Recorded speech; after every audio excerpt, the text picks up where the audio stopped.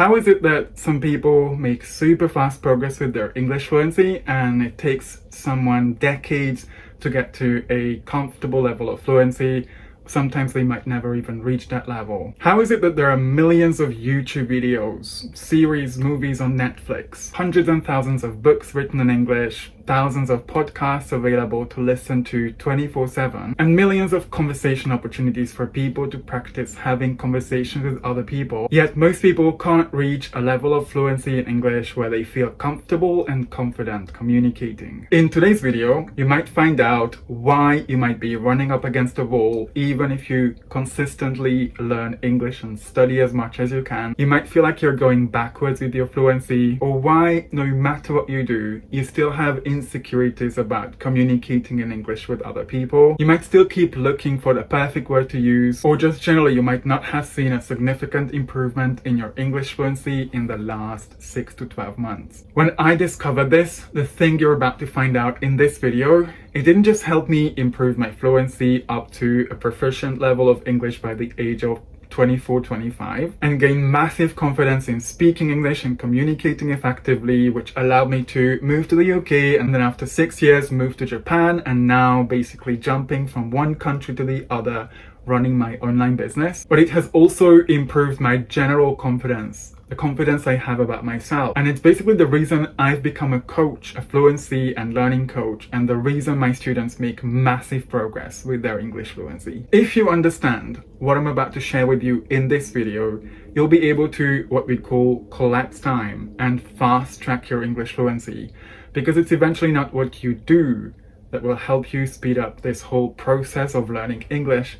It's who you're being. Hey English learner, welcome or welcome back to my channel. My name is Chubby. I'm an English fluency, learning and language anxiety coach, and this is a channel for serious English learners who want to learn how to make vocabulary more memorable and how to speak English more freely, comfortably and confidently with the help of improving their speaking and their listening skills. So if these are topics that you're into, you'd like to find out more about, make sure you hit that subscribe button if you haven't become a subscriber yet, and hit that notification bell so you can get all the updates you will get on this channel and you can learn to speak English fluently and confidently. Imagine at the beginning of your life, when you're born as a baby, you're given an empty box. This box is your mind, neutral. And as you grow up, you will see other people putting things into this box. Things like you need to wear a uniform when you start going to nursery school, and do everything exactly the same way, wear clothes exactly the same way, cut your hair exactly the same way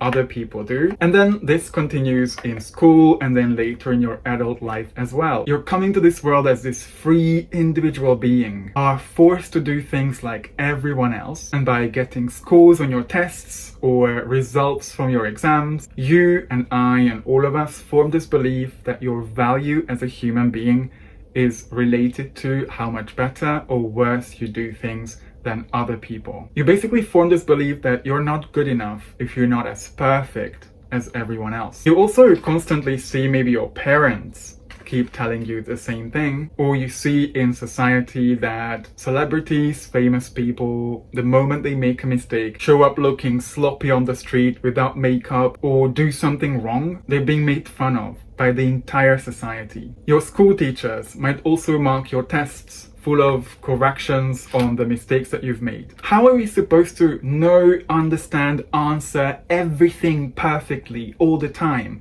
when learning itself, learning grammar, learning vocabulary, improving our pronunciation, they're all processes, and many times we got tested at a very early stage of the learning process. And what about also highlighting what we actually remembered, what we actually got right? Let me know in the comments as well if you had any teacher who actually spent some time highlighting the good things you did, the things you did remember, and the grammar that you could use correctly, instead of always letting you know of your weaknesses and the mistakes you made. Isn't knowing what we actually got right, what we actually knew, what we actually remember, just as important as knowing the mistakes we have and the weaknesses we need to work on? So we all form this core belief that we are not good enough if we are not perfect. As you grow up, your parents, society, people around you, friends, put all these things into your box and you don't have any other choice but to accept them, because part of your brain that's responsible for your critical thinking to actually say when someone tells you, you must speak English perfectly if you want to be somebody. You go, is it true though? Does everyone who can have a successful conversation with someone speaks English perfectly? Part of your brain that is responsible for asking questions like that isn't fully developed until the age of around 20-22. So you never chose these beliefs. Someone else planted them into this box. And the good news is, if someone planted those beliefs there, that also means you can remove them by mindset work, staying consistent with it, and patient with yourself. You can simply weed all these out. How to do that and why this is so incredibly important if you want to build your fluency and confidence in speaking English, we'll find out towards the end of the video. And society, especially in the last 20, 30, 40 years, also puts another thing into their box. When you constantly see that you must speak English like a native speaker, if you want to be successful, if you want to be someone, if you want to have successful conversations with other people. But why is that native speaker always depicted as white, coming from one of the major English-speaking countries like the UK, the US, Australia, or Canada, when there are 58 countries where English is the official language? And do you always want to speak like a native speaker?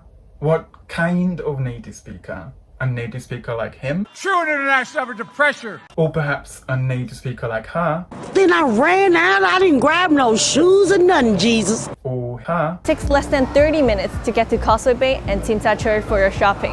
How do we expect to make a lot of progress with our English and feel good about the progress we're making if we are constantly compared to native speakers' level of English who have had decades of being exposed to books in English, movies in English, podcasts in English, and conversations in English? It's like expecting someone to climb to the top of Mount Everest when they have barely just started hiking up to the top of a 300-meter high hill. It's exhausting, demoralizing, and quite honestly, I don't want to speak like someone else. I don't want to fake my personality to sound like a native speaker where I'm not a native speaker of English. And when true confidence, and this is based on my 16 years of experience working with ambitious professional adults, helping them improve their fluency and gain confidence in speaking English. True confidence actually comes from owning your English right now, building up the confidence you need, building up the skills you need to be an amazing English communicator,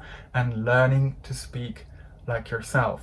And I talk more about this in a recent video I've posted. If you're interested, make sure you check it out. So again, we build this core belief that your English isn't good enough if you're not a native speaker. And if you want a comprehensive guide on what exactly might hold you back from improving your fluency or gaining confidence in having conversations with other people, make sure you check out and download my free ebook that I wrote. This is based on my own experience of how I turned from a shy schoolboy from countryside Hungary into a confident business owner. Throughout your school life, you're also expected to remember everything. Otherwise, you lose points. When in reality, like I said before, learning grammar and vocabulary is a process when it comes to building long-term memory. And we can't always control what we remember easier and what we don't, because memory is so personal. We are taught that if we don't know something well enough, even if we've just started to learn that subject,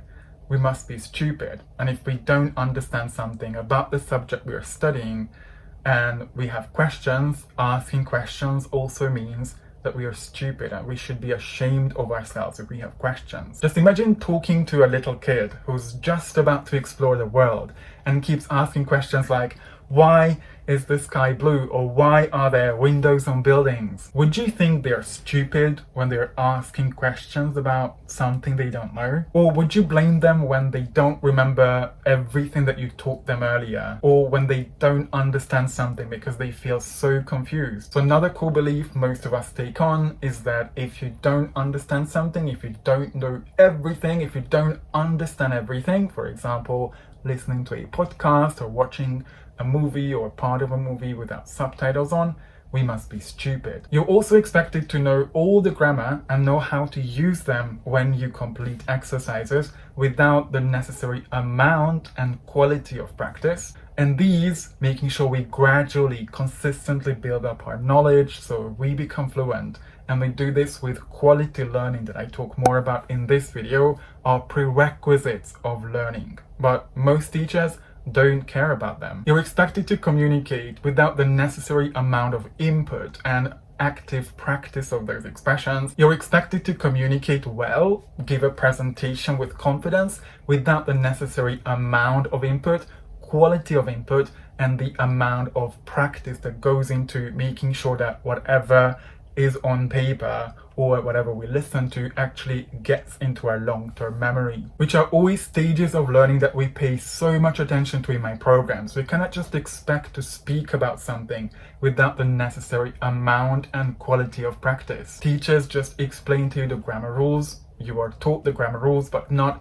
how to absorb that grammar, how to get the grammar out of real English, movies, texts, articles, everything that you look at in class, and make sure they stay in your head so you can speak English using the grammar that you spend so much time studying. You basically build up this belief that learning English is difficult. Most of us learn a bunch of information in school that we could now literally check on our phone. You could look up everything that we want to know, whether it's on Google, looking it up on Wikipedia, or asking ChatGPT. We're expected to study grammar rules that then we don't know how to use. We're expected to translate sentences that no one ever uses.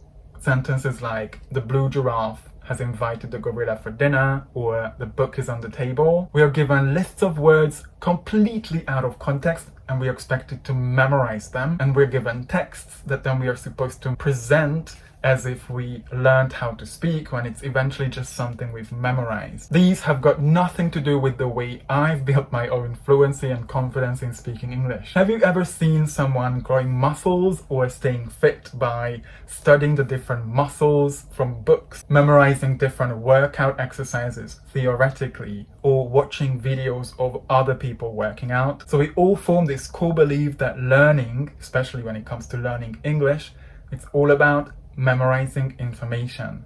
Is it though? What do most struggling English students have problem with when it comes to improving their English fluency? They're scared of speaking English in front of other people. They get bored with reading about texts that they are not interested in. Sometimes they feel unmotivated because they haven't seen progress with their English fluency. They might feel disappointed because they haven't remembered everything they wanted to say, and they feel frustrated when they listen to a podcast or watch a movie where they don't understand everything. These all have got nothing to do with information. These are emotions, and I always say this, and I really hope that you are learning English with this in mind. Learning to speak English is an emotionally charged activity. Yet, school, most of society, never teaches us how to develop high emotional intelligence, which is ultimately what every successful English communicator has done to reach high levels of fluency and confidence. And if you want to find out more about how to keep in mind all those emotions, how to make sure you keep focusing on making progress and overcoming all those uncomfortable emotions, make sure you check out a video I've made about the emotional side of learning English. Now, these beliefs that other people have put in your box are there without you even knowing that some of them are there.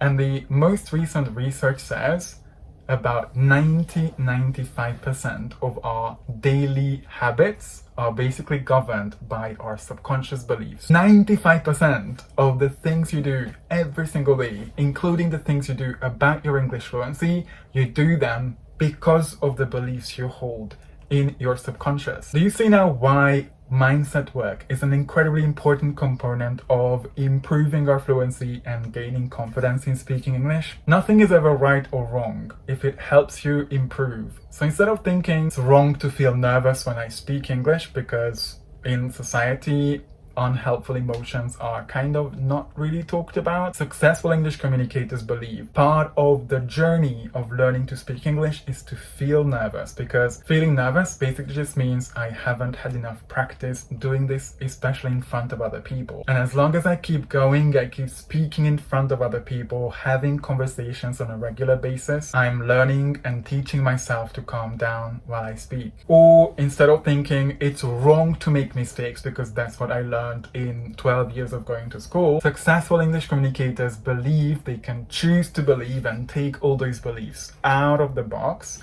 that making mistakes is part of the journey. It allows me to explore my mistakes, so I know how to say something better when I listen to and I accept the feedback I get on my mistakes, instead of repeating those mistakes forever because I never got the feedback. Back in those days when I was actively learning English to actually get closer to my dream and live in London by the age of 22, I always asked myself, does this help me get closer to my goal, instead of thinking this is wrong to do or this is right to do? Because it's eventually through society that we learn that it's wrong to have no hair or it's wrong to grow a beard. This is exactly why millions of people can watch motivational videos all day. People can leave comments under even my videos to say, this was so useful, but nothing ever changes in their lives because they don't work on taking those beliefs out of the box and placing new beliefs into that box. Consuming more information, studying more grammar, studying more vocabulary,